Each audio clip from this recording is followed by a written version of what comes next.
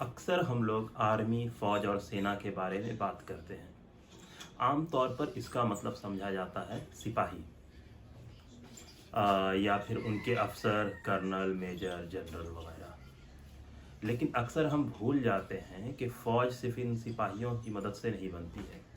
इनके साथ बावर्ची होते हैं, खामसामे जिन्हें कहते हैं। इसके अलावा डॉक्टरों की एक टीम होती है जो इनके साथ होते हैं, कुली होते हैं और भी बहुत सारे छोटे छोटे काम करने वाले लोग होते हैं जो इन फौजियों की मदद करते हैं, जिसके बाद एक मजबूत सेना बनती है।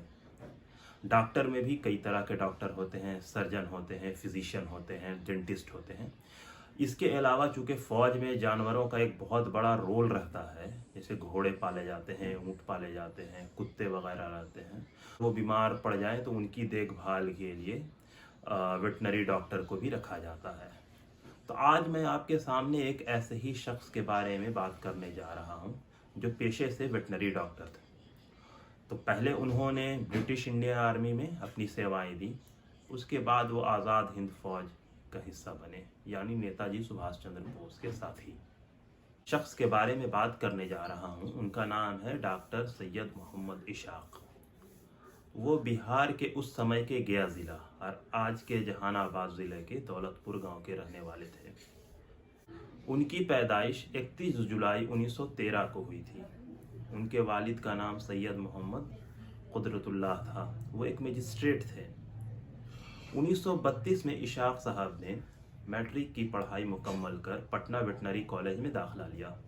वहाँ से उन्होंने 1936 में ग्रेजुएशन की डिग्री हासिल की। इसके बाद वो ब्रिटिश इंडियन आर्मी का हिस्सा बने। 1937 में वायसराय कमीशन के तहत वेटनरी कॉर्प्स में उन्हें वारंट अधिकारी बनाया गया। इसी साल 1937 में उनका विवाह बिहार शरीफ में हुआ और 2 साल बाद 1939 में द्वितीय विश्व युद्ध की शुरुआत होती है, यानी सेकंड वर्ल्ड वॉर की शुरुआत होती है, जिसके बाद कर्नल अशाक और उनकी पूरी रेजिमेंट को मलाया और सिंगापुर कैंपेन पे भेज दिया जाता है। 2 साल जंग चलती है। इसके बाद फरवरी 1942 को अलाइड फोर्सेस ने जापान के सामने सरेंडर कर दिया। कर्नल अशाक ने भी सरेंडर कर दिया। इनके साथ तकरीबन 80,000 और सिपाही थे जिन्होंने सरेंडर किया। इसके बाद कर्नल अशाक और उनके हज़ार साथी जर्मनी भेज दिए गए। ये वही दौर था जब जर्मनी में नेताजी सुभाष चंद्र बोस क़याम फरमा रहे थे। इन्हीं सिपाहियों को मिलाकर नेताजी सुभाष चंद्र बोस ने जर्मनी की मदद से इंडियन लीजन की बुनियाद डाली। इस लीजन का मकसद था जर्मनी के साथ मिलकर मित्र देशों से लड़ना। अगर मित्र देश हार जाते, यानी इंग्लैंड भी हार जाता, जिसके बाद ही हमारा मुल्क हिंदुस्तान आज़ाद हो जाता। लेकिन इसी बीच नेताजी सुभाष चंद्र बोस आबिद हसन सफरानी के साथ जर्मनी से निकलकर जापान पहुंचते हैं। वहां उन्हें आज़ाद हिंद फौज की कमान संभालनी थी, जिसकी बुनियाद कैप्टन मोहन सिंह ने रास बिहारी बोस की मदद से जापान में डाली थी।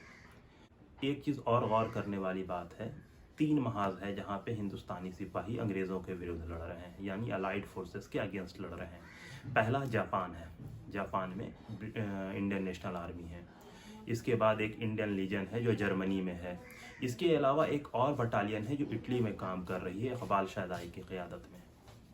जर्मनी वाला नेताजी सुभाष चंद्र बोस ने बनाया है, जापान वाला रास बिहारी बोस ने कैप्टन मोहन सिंह के साथ मिलकर, और जो इटली में है वो इकबाल शादाई ने बनाया।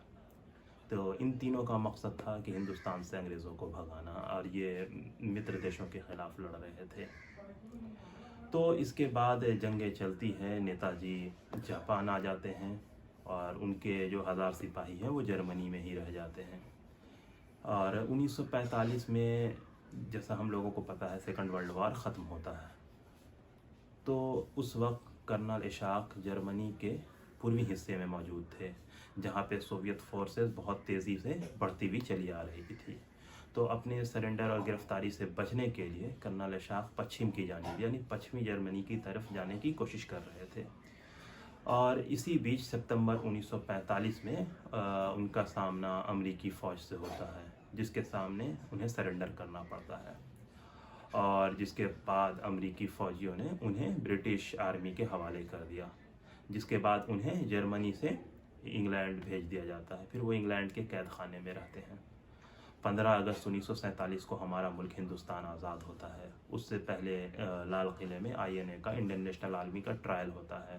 अक्सर उस ज़माने का मशहूर नारा है, लाल किले से आई आवाज़, ढिल्लन सहगल शाहनवाज़। ये बहुत मशहूर था, इनको लेकर पूरे हिंदुस्तान में मूवमेंट चलता है। और ये एक ऐसा मौका होता है कि INA के सपोर्ट में जितनी भी हिंदुस्तान की पॉलिटिकल पार्टी थी, हिंदू महासभा, मुस्लिम लीग, कांग्रेस, अहरार, खाकसार, सब एक प्लेटफॉर्म पे आ जाते हैं। चाहे वो कम्युनिस्ट हों या मजहबी हों, सारे लोग एक प्लेटफॉर्म पे आ जाते हैं INA के सपोर्ट में। और इसके बाद उन तमाम सिपाहियों को आज़ाद कर दिया जाता है, हमारा मुल्क भी आज़ाद हो जाता है। लेकिन कर्नल सैयद मोहम्मद इशाक उस वक्त इंग्लैंड की जेल में ही कैद रहते हैं। लाल किले में हुए ट्रायल के जजमेंट को ही आधार बनाकर कर्नल इशाक के वालिद इंग्लैंड में अपने बेटे की पैरवी करते हैं कि अब उनके बेटे को कैद रखने का क्या लॉजिक है। इसके बाद कर्नल इशाक 1948 के शुरुआती महीने में रिहा कर दिए जाते हैं। इसके बाद वो इंग्लैंड से अपने मुल्क हिंदुस्तान आते हैं, जहां उनका काफ़ी ज़बरदस्त इस्तकबाल होता है। तो ये एक छोटी सी कहानी थी एक हीरो की, जो वेटनरी डॉक्टर था, जिसने हमारे मुल्क हिंदुस्तान की आज़ादी की खातिर जद्दोजहद की जर्मनी के साथ मिलकर। वो नेताजी सुभाष चंद्र बोस के सिपाही रहे।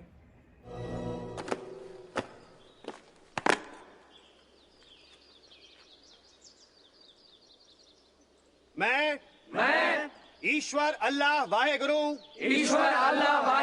की कसम खाके ये अहद उठाता हूँ कि आज से मैं नेताजी सुभाष चंद्र बोस की सरपरस्ती में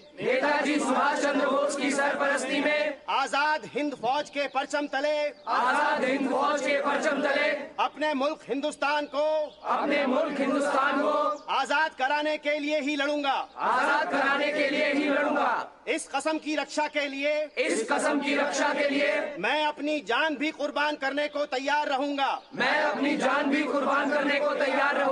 जय हिंद।